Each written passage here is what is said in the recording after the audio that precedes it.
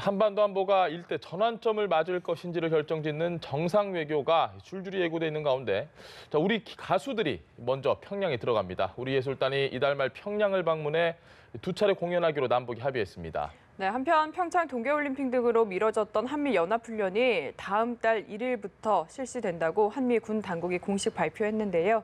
관련된 이야기 나눠보겠습니다. 전현준 우석대 초빙 교수, 신범철 국립외교원 교수 나오셨습니다. 안녕하십니까? 네, 안녕하세요.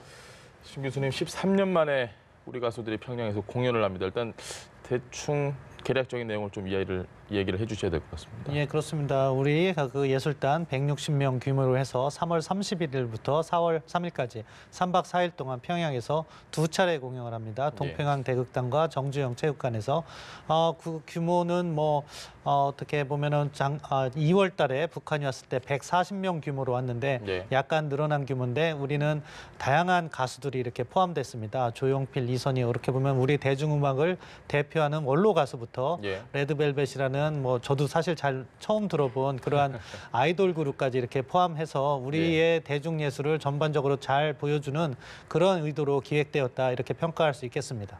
네. 알겠습니다. 이번 실무 접촉을 보면 4시간 만에 종료가 됐거든요. 정말 최근에 협상들이 좀 빠르게 착착 진행이 된다 이런 생각이 들더라고요.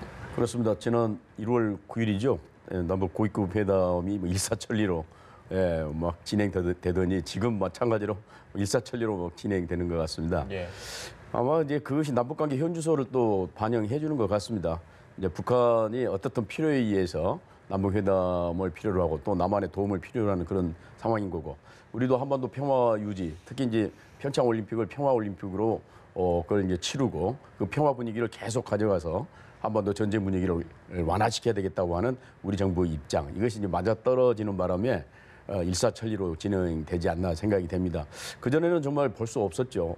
북한이 가끔은 이제 트집을 잡아가지고 격을 먼저 삼는다든가 내용을 먼저 삼는다든가 특히 이번에도 그 공목이 물론 이제 구체적으로는 어떻게 됐는지 모르겠습니다만은 공목에 대해서도 좀 문제를 삼는다든가 아니면 이제 레드벨벳 얘기를 했습니다만은 저도 잘 모르겠습니다. 그런 너무 그 자유주의적인 그러한 모양이랄까 그런 걸 대표하는 가수나 가사, 노래 이런 것들에 대해서 전혀 문제를 안 삼았는지 좀 잘 모르겠습니다만 어떻든 4시간 만에 끝났다고 그러니까 그런 것에 대해서 우리가 제시한 안에 대해서 전혀 북한이 문제를 삼지 않았다는 그런 방증이기도 하거든요. 그래서 이제 물론 이제 북한이 한 번만 지금 남한 가수를 받아들인 게 아니고 최소한 이제 2000년대 초반부터 조용필부터 시작해서 이미자 씨, 김연자 씨, 최진희 씨, 여러 분들이 가서 공연을 했고 레이드 복스라든가 그때 당시로 보면은 윤도현도 마찬가지예요. 윤도현도 굉장히 활발하게 파격적인 의상과 파격적인 이제 그 노래를 가지고 하는 것을 생중계도 하고 그런 적도 있었거든요. 그렇기 때문에 어느 정도 이제 북한 주민들이 남한 노래에 대해 익숙했다고 생각해서인지 거기에 대해서 전혀 문제를 삼지 않은 것 같은 그런 생각이 듭니다.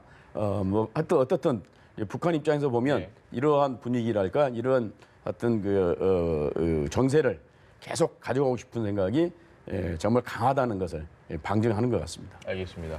그 말씀하셨던 베이비복스가 공연을 했던 당시 생중계가 됐잖아요. 그렇습니다. 저희도 봤던 기억이 나는데 상당히 그 당시에 앉아있던 그 청중들, 북한 주민분들의 표정이 좀 어떻게 해석을 저희가 어떻게 해야 될지 모르는 약간 머쓱한 것 같기도 하고 좀 당황했다고 어색해, 봐야겠죠. 당황하는 표정이 있었는데 궁금한 게 저희가 이번에 가서 또 공연을 할 텐데 거기 앉아 계신 청중들은 우리나라에서 북한 예술단이 공연을 할 때는 저희는 무작위 추첨이었지 않습니까? 북한 같은 경우는 어떻게 될까요? 상당히 좀 검증이 된 분들이 올 것 같은데. 예, 그럴 거라고 생각합니다. 거기에 무작위 추천 방식이라기보다는 당의 충성도라든가 직능별로 문학에 있는 사람들을 조금 더 많이 넣는다든가 그런 북한 나름의 선발 기준이 있을 거라고 생각하고요. 그런 차원에서 이제 우리의 문화가 그쪽에 전파되더라도 그게 널리 확산되는 거는 북한은 원하지 않을 거라고 생각합니다. 이제 우리의 전통적인 그 대중가요 부분은 북한도 이미 친숙해서 잘 알고 있을 거라고 생각하고요. 조용필, 이선희, 최진희 그런 분들의 노래는 북한 주민들도 잘 알고 있을 거라고 생각하는데 이제 아이돌 그룹이나 이런 부분은 아직도 당황할 거라고 생각합니다. 그렇지만 그런 것들이 한국이 변화하고 있는 모습이고 그런 걸 또 알린다는 평화라는 측면에서 의미는 있다 그렇게 생각합니다. 알겠습니다. 그러니까 아마 이제 북한 내에서도 좀 세대 차이가 있는 것 같습니다. 그러니까 좀 어른들, 예. 중장년층들은 남한의 그런 문화에 대해서 적응을 잘 못하는 것 같고 아무래도 북한에서도 청소년들은 남한의 뭐 레드벨벳부터 시작해서 예. 많은 그 아이돌 가수들의 노래를 몰래 듣거든요. 근데 상당히 익숙해 있다고 보는데 제 경험에 의하면 이제 북한의 상당히 고위 관료가 예. 그 남한의 그 어린이들이 공연한 다음에 느낌을 얘기를 하면서 너무 남한의 그 문화가 오염이 돼 있다. 미국 문화에 우리 전통 문화는 상당히 없어졌다. 그래서 조금 이제 표현이 과합니다만은 빨리 해방이 돼야 되겠다. 남조선이 우리 민족 문화가 더 없어지기 전에 예. 이런 표현을 했어요. 그러니까 이제 중장년층들은 그런 이제 문화에 대해서 남한 문화에 대해서 조금 거부 반응이 있는 것 같고 뭐 젊은층들은 뭐 그런 대로 익숙하지 않나 생각이 듭니다. 그래서 뭐 방금 이제 관객 얘기를 했습니다만은 선별된 사람들이 이제 들어가겠죠. 평양 주민 중심으로. 그렇지만 이제 그런 것들은 전혀 반영을 이제 방영을 안 할 수는 없거든요. 이제 물론 자기들이 이제 전부 편집을 해서 방영은 하고 가능하면 자본주의 날라리풍 소위 자본주의 황색바람이 불지 않는 범위 내에서 방송을 하겠습니다만은 뭐 어떤 면에서 보면은 그만큼 또 그 남한 문화에 대해서 자신도 있다고 생각하는 것 같습니다. 그 정도는 우리가 막아낼 수 있다. 그러니까 받아들이겠죠 또. 알겠습니다. 김정은 위원장도 보러 올까요? 뭐 가능성이 있다고 봅니다.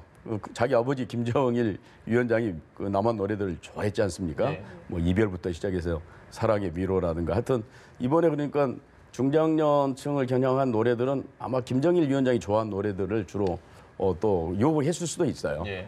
그런 노래들을. 그래서 김정은 위원장도 아마도 오지 않을까. 우리 저기 문재인 대통령께서도 2월 11일 날 국립극장 공연할 때 그 삼지연 관현악단 공연 보러 가셨지 않습니까? 그래서 아마 그 담례로라도 김정은 위원장이 오지 않을까 싶습니다만. 알겠습니다. 김정은 위원장이 사실 뭐 세대로 치면은 저희 세대이기 때문에 가면 아마 아주 흥미롭고 재미있는 경험이 될 텐데 장소가 가지는 좀 의미도 있는 것 같습니다. 공연을 하는 장소에 대한 이야기도 좀 부탁드립니다. 예, 뭐 동평양 대극장은 예전에 뉴욕 필하모니가 평양에서 공연했을 때도 그 장소를 한 거 보니까 뭐 저 가보진 못했지만 아무래도 그 공연 전문 극장이 아닐까 이렇게 생각을 합니다. 그리고 정주영 체육관은 우리 고 정주영 회장께서 북한에 그 기부를 해서 지어준 그 체육관으로서 어떻게 보면 남북 교류의 산실과도 같은 곳이거든요. 그런 두 상징적인 의미가 있어서 그 두 곳으로 공연장을 정한 거라고 생각합니다. 알겠습니다. 그리고 이번 지원 인력에 탁현민 선임 행정관이 포함이 돼 있었던 것으로 알려졌더라고요. 이건 또 어떤 의미가 있다고 보시는지요? 네, 뭐 탁 선임 행정관은 아마 그 뭐 공연이랄까요? 그 문화예술에 대해서 탁월한 능력이 있는 분으로 좀 알려져 있죠.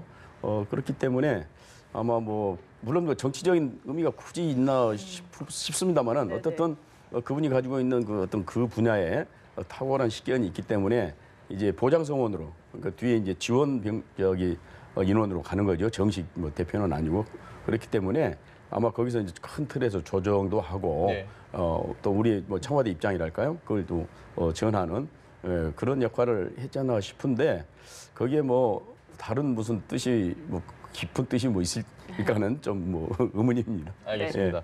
주제를 좀 바꿔보겠습니다. 한미연합훈련이 다음 달 1일부터 이제 시작이 될 텐데 전체적인 뭐 규모 그리고 이 기간 이에 대한 해석을 좀 해주셔야 될 것 같습니다. 이제 뭐 어제 국방부가 발표를 했습니다. 전체적인 규모는 대동소이하다. 그러니까 그 의미는 우리 군의 참여 범위나 미군이 참여하는 것이 한 2만 3천 규모니까 작년하고 유사하다.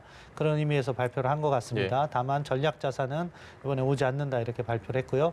기간은 작년에 반으로 줄었다고 발표를 했습니다. 작년 같은 경우에는 3월 초에 시작해서 4월 말에 끝났으니까 2달 정도 규모인데 올해는 4월 달 한 달 정도로 이렇게 개최한다 이렇게 발표를 했습니다. 전반적인 뭐 지금 남북 관계 상황을 고려해서 군에서 발표를 했는데 저는 연합군사훈련은 이렇게 생각합니다. 훈련은 내실 있게 해라. 그렇지만 발표만큼은 유연성을 가지고 이렇게 조율할 수 있다 이렇게 생각을 하는데요. 더 중요한 것은 제한된 기간이지만 우리 군이 지금 현재 필요한 훈련 내용이 무엇인가를 잘 식별해서 그 부분을 잘 보완해 나간다면 기간은 줄었어도 우리가 거둘 수 있는 효과는 거둘 수 있다. 그렇게 생각합니다. 알겠습니다. 국방부의 브리핑 내용을 보면 사실 뭐 크게 훈련 내용이 바뀐 건 없는 것 같은데 그럼에도 지금 미 전략 자산이 전개가 되지 않는 부분이 얼마나 중요한 의미를 가지는가에 대해서 좀 쉽게 설명해 주셔야 될 것 같습니다. 그렇죠. 큰 의미가 있죠. 북한 입장에서는 정말 그 두려워할 그런 존재들 아닙니까? 예. B-1B가 됐던 뭐 어떤 F-111 뭐 스텔스 전투기가 됐던 또는 예. 뭐 칼빈슨 핵잠수함 저기 핵항모 예. 이건 뭐 저승사자라고 할 만한 그런 가공할 무력을 갖고 있거든요. 그런 무력들이 와서 훈련을 빙자해서 혹시 자기들의 최고 수뇌부라든가 또는 핵심 시설을 공격하지 않을까 예. 하는 그런 이제 불안감이 항상 있었거든요. 그래서 거기에 대해서 굉장한 그 반발을 일으킨 상황이었거든요. 그런데 이제 지난번에 아시다시피 이제 우리 특사단이 갔을 때 뭐 예년 수준 정도면은 그러니까 아마 예년 수준이라는 게 아마 그 전략 자산이 오지 않은 범위 내에서라고 한다면 예. 우리가 이해한다. 그러나 그런 것들은 오는 것을 좀 자제해달라. 예. 그런 얘기를 했을 수 있다고 보거든요. 그만큼 가공할 무기죠. 특히 이지스함 같은 것은 그 한 대만 가지고도 북한 전역을 초토화시킬 수 있는 정말 가공할 무장력을 가진 전함이거든요. 뭐 그래서 이런 것들이 빠짐으로써 역시 앞으로 있을 남북 정상회담이라든가 북미 정상회담을 좀 더 원활하게 부드럽게 할 수 있는 그런 이제 어떤 그 밑그림을 그린다는 그런 의미가 있다고 생각이 됩니다. 그래서 어쨌든 이건 우리가 뭐 일방적으로 하는 건 아니고 예. 미국과 역시 이제 긴밀한 협의를 통해서 발표한 것 아니겠습니까? 예. 뭐 그렇기 때문에 그러니까 연습하는 건 문제가 없다고 봅니다. 그러니까 굳이 전략 자산이 오지 않더라도 키 리졸브라든가 독수리 훈련을 통해서 기존에 할 수 있는 그러니까 우리가 늘상 주장하는 게 뭡니까? 이건 공격 훈련이 아니고 방어 훈련이라는 거거든요. 그런데 전략 자산은 사실 공격 무기들이거든요. 방어 무기가 아니고 그런 측면에서 순수한 방어 훈련이라고 하는 그런 의미를 북한에게 주고 싶은 그런 뜻이 있었다 그렇게 생각합니다. 알겠습니다. 네. 독수리 훈련 같은 경우에 지금 4월 1일에 시작하면은 한 달, 그러면 4월 말쯤에 끝나게 되는데 그럼 남북 정상회담 날짜가 정해지면 이 독수리 훈련 기간도 좀 그 기간 전에 끝날 가능성도 좀 있다고 보시는지요? 궁금하거든요. 예, 뭐 어제 국방부 발표는 4주를 의미했으니까 네. 4월 28일 그러면은 남북 정상회담은 29일이나 30일 날 가능하다는 계산은 나옵니다. 예. 그런데 일부 보도에 의하면은 그것이 5월 초까지 연기된다. 뭐 그런 이야기도 미 측에서 나오는 것 같아요. 그런 부분에 만약에 사실이라면은 그렇다면은 연합군사 훈련 기간에 정상회담을 해야 되는 그런 과제도 있는데 그렇기 때문에 우리 국방부가 4주라고 이렇게 발표를 한 것인지 좀 네. 확인해 봐야 될 부분이 아직 남아 있습니다. 아무튼 뭐 우리 연합군사 훈련은 정말로 방어적인 목적에서 시작되는 거기 때문에 그런 훈련 기간 동안에 뭐 정상회담을 한다고 해서 김정은 위원장이 위협을 느껴서 우리 판문점 남측 지역에 오지 않는다거나 그런 일은 없을 거라고 생각합니다. 따라서 그런 부분은 북한과 또 소통을 해가고 그런 의미에서 또 우리가 이번에 합의한 한라인도 매우 큰 의미가 있다고 생각합니다. 네. 그런 것들이 다 신뢰 구축 조치의 일환이기 때문에 그런 식으로 신뢰를 쌓아가면서 정상회담을 개최하고 연합군사 훈련은 그러면서 계속 진행을 하다가 우리의 훈련 목적에 잘 맞춰서 종료를 하고 네. 5월 초에는 이제 예정된 뭐 한중일 삼국 정상회담이라든가 우리 대통령께서 미국을 방미한다면은 한미 정상회담 그리고 5월 말로 예상되는 미북 정상회담 이런 것들이 잘 완성돼서 6월 달에 됐을 때 한반도에 진정한 평화가 찾아올 수 있는 그런 기틀이 완성되는 것을 갖다가 목표로 추진을 해나가야죠. 결국에 중요한 것은 핵 문제라고 생각합니다. 네. 재래식 전력의 의미는 과거에 비해서 많이 줄어들었거든요. 그 부분에 있어서 우리가 어떠한 진전을 낼 수 있는가 그것이 열쇠라고 생각합니다. 알겠습니다. 신 교수님이 방금 전에 말씀해 주셨던 이 한중일 정상회담이라는 부분 지금 5월 초로 좀 예정이 되는 것 같은데 뭐 한국과 중국과 일본의 정상 3국이 만나서 회담을 하는 것 자체가 의미가 있는 거겠지만 현 상황에서 이 3국이 만나면 좀 어떤 이야기, 어떤 의미가 있다고 봐야 될까요, 저희가? 중요한 의미가 있죠. 예. 역시 이제 북한 핵 문제를 중심으로 해서 한반도 정세가 뭐 급격하게 완화되는 또는 평화 분위기로 가고 있는 상황 아니겠습니까? 예. 이제 그런 가운데 사실 일본과 중국이 좀 소외됐지 않았느냐. 그 재판 패싱 또는 뭐 차이나 패싱 그런 우려가 좀 있는 게 사실이고 그러다 보니까 이제 아베 총리도 나도 정상회담을 하겠다 그런 또 속내를 비친 적이 좀 있고 중국도 우리가 패싱 당한 거 아니다. 우리가 역할을 많이 했고 앞으로 우리 없이는 잘 안 될 거다. 그런 이제 황구시보의 반응도 나올 정도로 어떻든 중국과 일본이 조금 한국에 대해서 우리를 빼고 미국과 북한과 남한이 삼국만 뭐 하려고 하는 거 아니냐. 이제 그런 의구심이 좀 있을 텐데 한중일 정상회담이 만약 된다고 한다면 그런 의구심도 해소되고 역시 이제 거기서 또 다뤄질 주제라고 하는 것은 비핵화죠. 예. 한반도 비핵화가 집중적으로 다뤄질 수밖에 없는 것이고 그렇다 한다면 역시 일본과 중국의 도움 없이 한반도 비핵화라고 하는 것이 쉽지 않고 예. 만약에 정말 한반도 비핵화 문제가 잘 풀려서 한반도 평화 체제가 구축이 된다고 한다면 이때 일본, 중국의 역할도 무시할 수 없거든요. 그냥 예. 우리로서는 지금 다방면의 외교를 하고 있지 않습니까? 예. 하나의 이제 그 중개 외교를 하고 있는데 미국만 끌어들여서 된 것도 아니고 그렇다고 해서 북한이 뭐 협조한다고 해서 된 것도 아닌 그런 상황이고 그렇기 때문에 이번 기회에 중국과 일본을 안심시키면서 예. 우리 페이스대로 끌고 갈 수 있는 좋은 기회다. 좀 그렇게 봅니다. 네. 알겠습니다. 저는 여기서 사실 중국의 속내가 궁금하거든요. 황구시보 이야기도 해주셨는데 황구시보에서 한미일이 중국과 북한의 우호 관계를 방해해서 안 된다 이런 이야기도 했고요. 사실 한중일 정상회의가 추구되는 것도 소극적이던 중국이 좀 적극적으로 나서서 지금 추진이 되는 것 같습니다. 좀 어떻게 보고 계신가요? 기본적으로 중국의 한반도 우선순위를 보면은 한반도의 안정, 네. 비핵화, 대화를 통한 해결 이 3원칙을 계속해서 유지하고 있습니다. 근데 그 이면에는 한반도의 북쪽, 그러니까 북한 지역에 대한 정치적 영향력을 계속해서 행사하고 싶어 하는 거죠. 그러한 것에 문제가 됐기 때문에 북핵 문제에 있어서도 압박을 강화한 거라고 생각하고요. 이러한 북핵 문제가 해결되는 과정에서도 미국의 영향력이 한반도에 대한 미국의 영향력이 강화되는 것을 원하지 않고 있습니다. 그런 의미에서 뭐 한미일 안보 협력이 강화되는 것도 원하지 않고 네. 우리가 지난 주말에 샌프란시스코에서 한미일 그 안보 수장들이 이렇게 모인 것에 대해서 환구시보가 이야기를 한 것 같습니다. 그런데 이제 이 과정 관리하는 게 상당히 중요한데요. 지금 우리가 북한을 견인해서 북미 관계를 갖다가 개선시키면서 북핵 문제를 풀어가겠다 이런 구상을 할 때 중국이 오해를 할 수 있는 부분이 있습니다. 자칫하면 이 핵 문제가 해결되는 데 있어서 미국의 영향력이 강화되는 것이 아니냐 하는 예. 부분에 우려를 할 겁니다. 그럼 중국은 어떤 계산을 하게 되냐면 지금 제재를 이행하는 주체는 중국입니다. 예. 중국 기업 2만 개가 이 기업과 상품점 2만 개가 문을 닫았다고 예. 해요.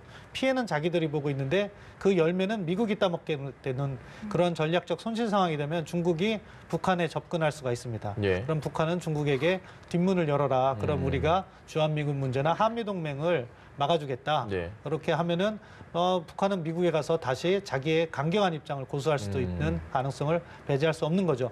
따라서 지금 이 과정을 관리하는 게 매우 중요하다. 네. 이러한 약속은 한국이 적극적으로 중국에게 이 남북 관계가 개선되고 북핵 문제가 해결되면 남북이 모두 중국과 교류를 활발하게 할 수 있기 때문에 예. 중국의 전략적 이익이 보장된다. 이런 메시지를 줘야 되고요. 다른 한편으로는 미국이 중국에게 약속을 해야 되는 부분이 있다. 그것은 무엇이냐? 한반도에서 미국의 영향력을 강화하지 않겠다. 예. 뭐 주한미군을 북쪽에 보내지 않겠다는 것이라든가 또는 뭐 중국의 영향력을 뭐 어느 정도 인정하겠다. 이런 전략적 확신, 그것을 미국이 중국에게 줘야 되는 부분도 있는 겁니다. 예. 따라서 우리가 지금 현재 정국을 너무 남북 관계나 미북 관계 중심으로 보아서는 안 되고 이 중국을 어떻게 다뤄나가느냐가 어떻게 보면은 이 북한을 정말로 제대로 된 비핵화로 견인할 수 있는지 핵심 요인이다. 그렇게 봐야 될 것 같습니다. 네, 알겠습니다.